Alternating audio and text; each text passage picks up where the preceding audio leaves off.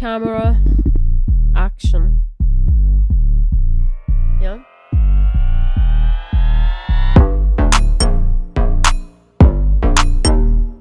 Hello, everybody. Welcome to Teach Academy. I'm your host, Halima, and today I have Mr. Lee here with me as my guest. Hello, Mr. Lee. Oh, hey guys, I'm a guest again. And today we are going to talk about how social media affects teenage life and how it causes depression in teenage life. So, what do you think about this? I think social media plays a huge role in messing with a lot of kids' minds and their mental health as well. Because the thing is, let's just say when you get famous on social media, let's just say you're like a TikTok influencer or like a famous influencer on Instagram, and you have a really good audience, and let's just say you mess up with one small thing, or maybe there's a rumor going about you that let's just say you're a hypocrite, or maybe you do something which is not even true.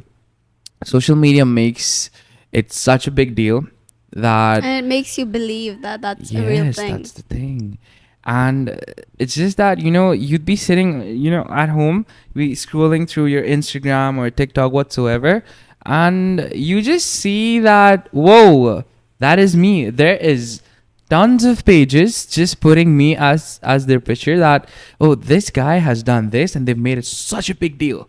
Everywhere I go, they all know my name. Sorry, back to the topic. Everywhere I go, all I see is, oh, look, it's that guy, it's this guy. And a lot of people, like me personally, I love criticism. Like, I love it. Okay, if someone criticizes me for anything, I would just be like, thanks, man. I know what to change now. But some people actually take it in a really negative manner, and that affects them really bad. And the sad part is, like, as this is still about like adults. Now, when it comes to teenagers, now, which you are, a lot of kids here are, you guys are still, your minds are still developing. You guys are still growing up. So, when you actually are, Taking criticism? when you guys are exposed to criticism, and when a lot of people come and tell you guys something, you guys sometimes take it in a very negative manner, and I don't blame you guys for that, because even I've done it. Yeah. But for some kids, they take it in such a serious manner that they eventually get depressed. Now, let me just come up to the word depression. First of all, I'm not someone who believes in that word. I believe the word depression has just been brought up by this generation. Like, go like 200 years ago. You say you ask anyone like 200 years ago, like, are you depressed? They just be like, what? What do you mean? What is that? Now, to be honest, when someone's actually depressed, it's a very big deal. But there are kids out there who just simply be like, oh God, my exams are going on and I'm depressed. And some kids are actually depressed because of that. But some kids just say it, to gain attention and all of that crap. And that too on social media. Like, hey guys, they go up on Snapchat, like what's up? I'm depressed because of my exams. Exactly. That's so, like, I feel like if someone's actually depressed, I don't think they would want to show it. And I feel like when kids who are like just trying to be depressed or whatever, when they show on like Instagram and social media that they're like, they're physically showing, they're like on their story, they're like, oh, I'm depressed. It's kind of a bit affecting towards the people who are actually depressed, because this certain person isn't, very, and it's also a big thing on their own mental health. So for example, this one person was not depressed, and they were like, oh, I'm depressed. And your brain is so powerful that it can, whatever you say, it can adapt to it so quick, 100%. and it can make you believe something you're totally not. People who are actually, depressed or upset in their head, when they see, such people on social media, they're faking their depression or whatsoever, You know, I bet they're just sitting at home and laughing, and they're like, Yeah. what do they know what actual, you know, how it feels like? And the thing is also why most of the people get depressed due to social media is because cyberbullying is a thing now. Okay, if you notice, every no matter what page you go, like it could be a meme page, it could be like, you know, any stupid videos or whatsoever. Okay, and if you go in the comment section, there would be, out of maybe, if there are like 100,000 comments, there'll be one person definitely is being bullied over there. And what people don't realize is that, you know, you never know what someone is going through. Exactly. That person, like, you know, maybe let's just say, you know, I'm scrolling through my Instagram and I saw a post of like a horse, and I'm like, oh, that's a really beautiful horse. So I I comment down that's a really beautiful horse, you know, it's got it's got good hair, like good height. And some people will be like, yeah, then, you know, someone would just type something out of there, and you never know what I'm going Exactly. through, or You what just someone else is judge going from, you're judging from like the book's cover. through. There was this case in Bahrain as well. This was like, I think, years ago, like 5, 7, 10 years ago, I don't remember properly. And there was this kid, and he got bullied like real bad on social media. And guess what he ended up doing? Suicide. Social media is more like, you know, you had bullies in school who would just, you know, you'd walk into school, like, you know, just enter the boundary of your school, and he would just be waiting there like, come here, you're Yeah, mine but today. social media is kind of like, it doesn't end. So for school bullies, it just stays at school. Yeah. And then when you leave, it's like That's the not there thing. anymore. And then social media. On social it's media, like- the thing is, if something is happening on Facebook, yeah, it'll happen on Instagram, that will jump to Twitter, that will jump to Snapchat, that will jump to God knows what, because they're all just one family. And it's like, you know, information just keeps passing on.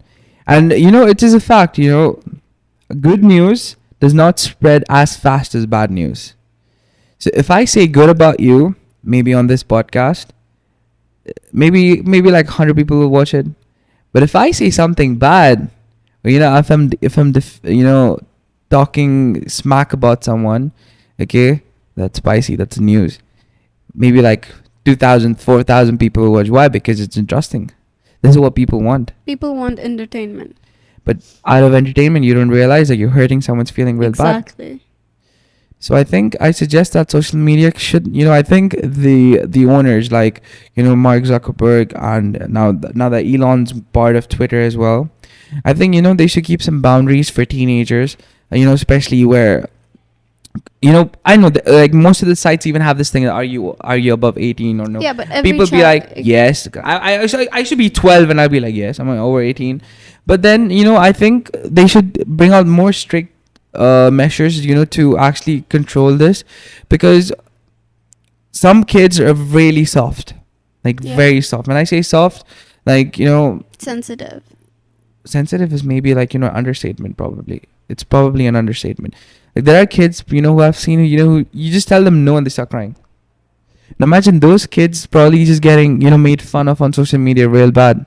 Exactly. It's going to be hell for them. So I think my message to most of, you know, the leaders out there is I think they should take more measures to our social media to control a lot of cyberbullying, because that leads to depression, and then that goes on and on and on.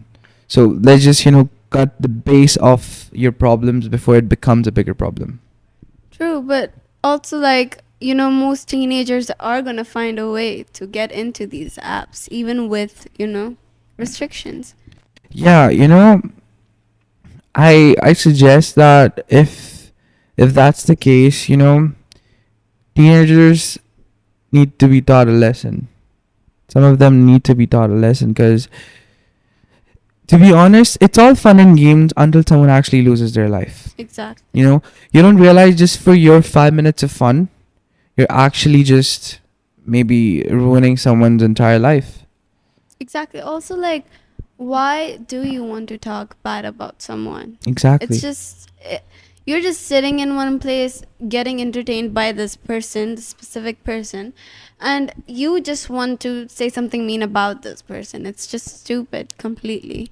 Exactly. And to be honest, it is okay if, like, the other person's okay. Like, when I have a group of friends, yeah, and we're all like really close.